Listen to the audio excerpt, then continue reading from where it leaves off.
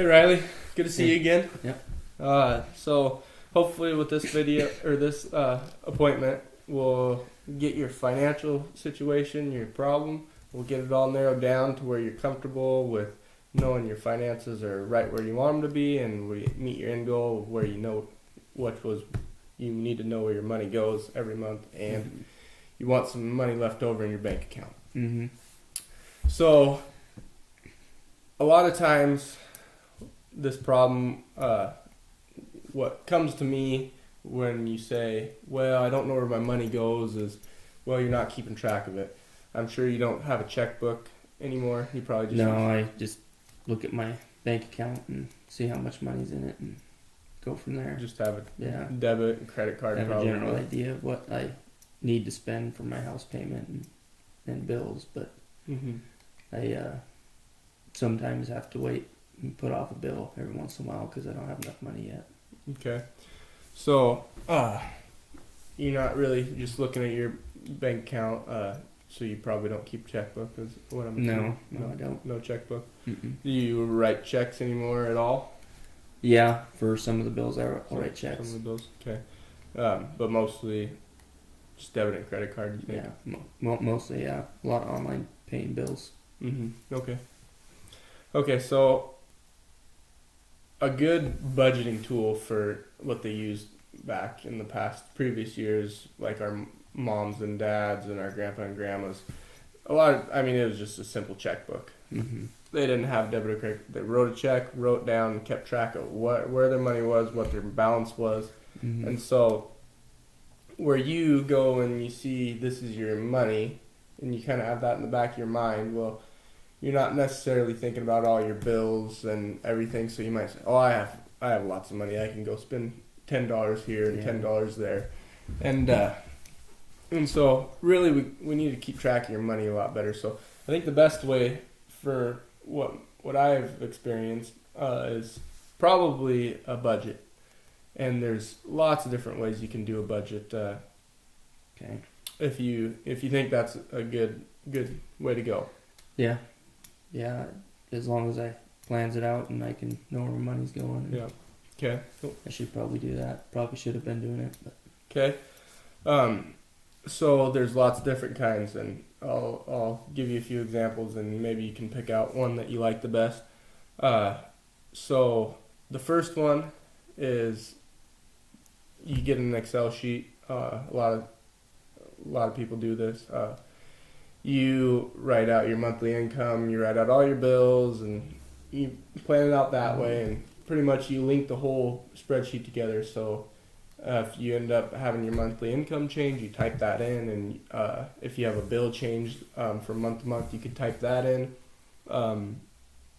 If you expect that you're gonna have a certain amount of money extra this month from some income that you're not expecting, you can type that in, and it all changes and it all keeps it nice and tidy. That's one way to do it. Another way that people do, like they like to have pencil and paper, you could do it out on a pencil and paper, a big sheet. That takes more time. Yeah. You can't just type it in on like a spreadsheet. So if you really like it that way, then you could do it that way. Another way is the paper envelope. So you have X amount of bills, so you have a paper envelope for each of those bills, and you write on the outside how much money goes into that. So if you have let's say a $98 Avista bill or electricity bill every month, you think it's usually about $98. Sometimes maybe it could be lower, sometimes maybe it could be higher. Well, you're right, like we'll budget that for $110. I know it won't go over $110, and then that month minus, and then in the next month you put amount of money to get it back to $110. Okay. So that's another good way you can do it. Another good way is a website. It's called Every Dollar.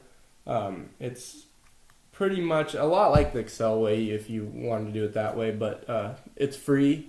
And you type in, it's pretty much got line for line. You type in your monthly income, type in your bills, it's got lots of different options. Mm-hmm. And I really like that. That's actually what I use for my budget every month. And and it works very well, I think. So, what kind of guy are you? You like paper pencil? You like, what do you think? Probably something that takes less amount of time. Less amount of time. Okay. Yeah. So probably paper and pencil wouldn't be the way. It's a lot of math, a lot of hand math you can do. You have to get a calculator and do it. Yeah. Computers are pretty nice these days. You can just type them in and it does it for you. Yeah.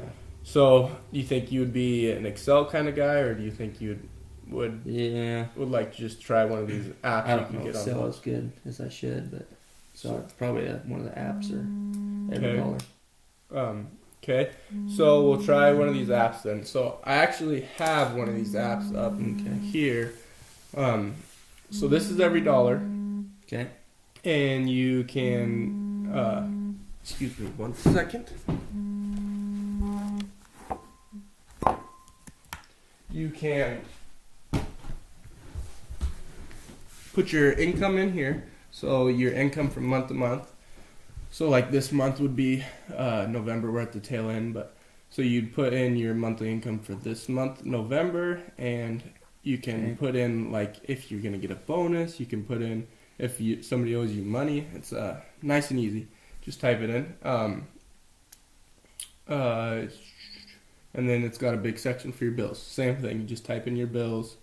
You can change these from month to month if they change. My suggestion would probably be to have them the same every month if your income's going to be the same every month. And then if you have, it has this section over here which is remaining, and it has plans. So if you plan a little bit over what you think it's going to be, and then you can go in and pay your bill.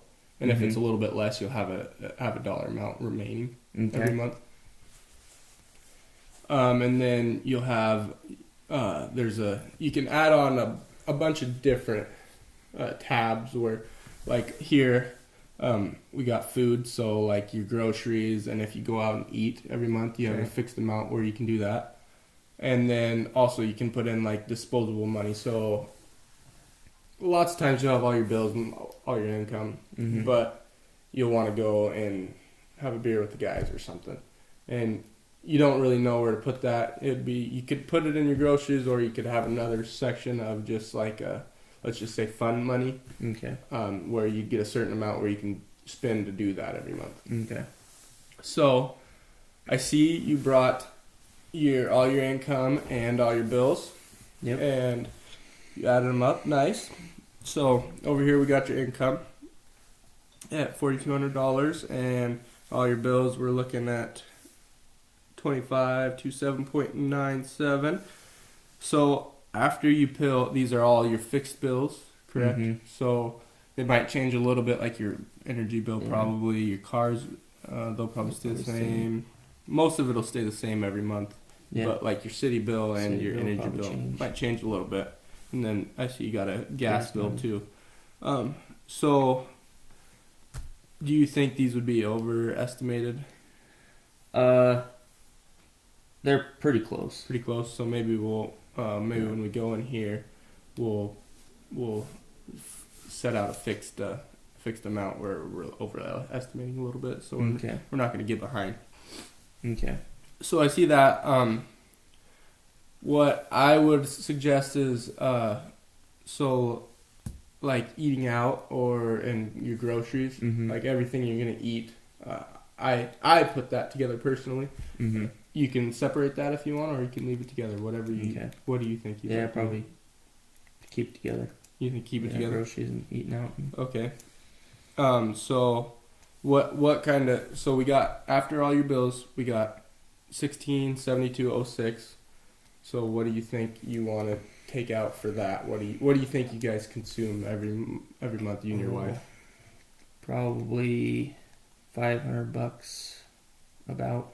I mean, it goes up and down depending on if we go out to eat more or not. Do you think 500 would be a good start? That'd probably be a good start. Okay. So if we take your 500 out, we're down to 1,172 and some change. So after that, I think, like we talked, I think we should have another section where it's play money or fun money for you and your wife. So like if you go have a beer or if you want to go buy something, you know. So what would you be comfortable with if we're at just over $1,000 for you and your wife to have? But you at the end you want money in the bank. You said. Then, so what would you be comfortable with for you and your wife to just have for disposable money? Probably $400. $400 between the both of you. Yeah. Okay. That way we got money left over. Yeah. Okay. So if we take that out,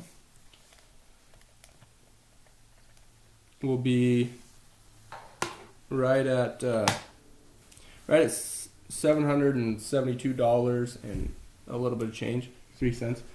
So do you think you'd be comfortable with that budget? Do you think you need to add anything into that budget? That would be. I got money left over, just under $1,000, and quite a bit under $1,000. But that's more than I usually have in my bank account, and that would be pretty comfortable for me. Okay. Do you think all these are good estimates of your bills? Do you think? Can you think of anything else that you spend money on, or you have to spend money on? No. Not Okay. off the top of my head. Okay. So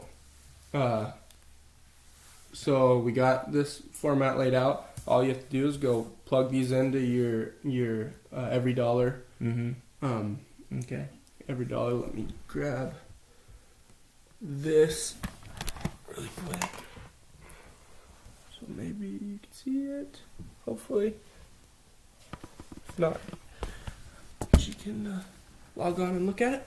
So overall, do you feel like you're comfortable? You think we reached your financial goal of keeping track of your money? Yeah, you'll be able some left over. Yeah, see where it's gonna go. You'll have some left over.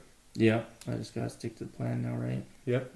So I think our business here is done. I think we got to your end goal. I believe that I think you have a good handle on it. I think you can go out there and be financially independent. And if you have any questions, you always have my number. And if you have any concerns, just give me a call. Okay. Thank you very much.